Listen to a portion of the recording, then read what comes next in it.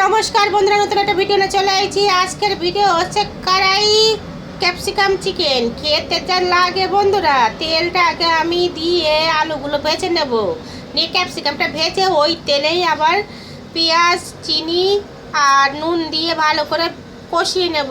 নিয়ে আদা, রসুন, পেঁয়াজ, টমেটো, একটু গোটা গরম মশলা দিয়ে পেস্ট করে ওর মধ্যে দিয়ে দেব।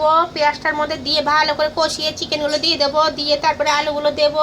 ও কালার যা হয়েছে, ও দুর্দান্ত কালার দেখুন বন্ধুরা। তো এইভাবে কড়াই ক্যাপসিকাম চিকেন খেয়ে দেখুন বন্ধুরা, দারুণ লাগবে। ছাই গরম মশলা দিয়ে দিচ্ছি, ঢেকে দিচ্ছি, দিয়ে ক্যাপসিকাম দিয়ে নামানো আমার কমপ্লিট। তো থালায় চলে আসলাম সোজা। তো দেখুন বন্ধুরা, আমার মেয়েরই দিলাম আজকে খেতে। মেয়ে খেয়ে বলছে দেখি কি, আও আর একবার নেবে, নিয়ে তারপর বোধহয় দেখাবে, দেখি কি বলে মেয়ের ভালো লাগলো কি না। ও দারুণ লাগলো।